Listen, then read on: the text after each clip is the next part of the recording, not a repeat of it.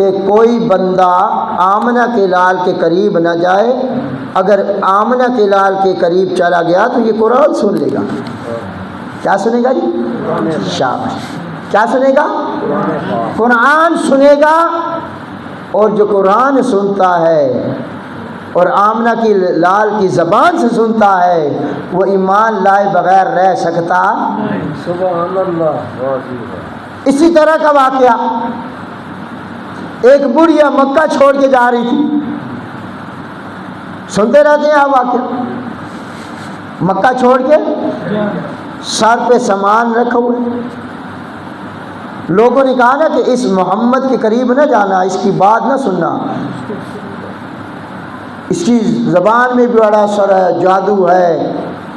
تو وہ مائی کی کیتا جی گٹھڑی باندھ لئی، گٹھڑی باندھ کے چال پڑی مکہ چھوڑنے کی، بھئی نہ ادھر رہوں گی نہ اس کو دیکھوں گی نہ اس کی بات سنوں گی۔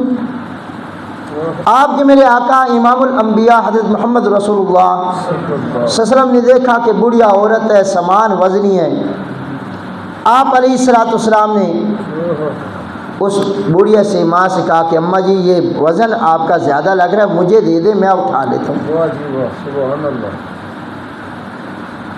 آپ علیہ السلام نے اون کا گٹھڑی اٹھائی ہوئی، جا رہے ہیں ساتھ ساتھ۔ اب حضور علیہ السلام نے اس ماں سے پوچھا کہ آپ یہ مکہ چھوڑ کے کیوں جا رہے ہیں؟ چھوڑنے کی وجہ کیا ہے؟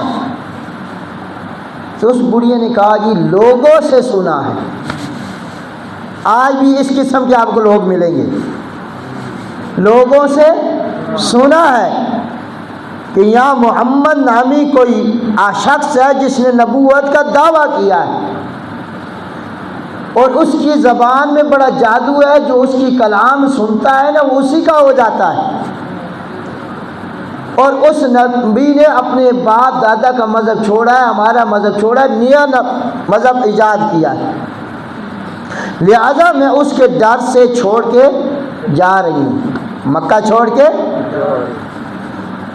آپ علیہ السلام اس کی گفتگو سن رہے ہیں خاموشی سے۔ جب مکہ سے باہر نکل گئے نا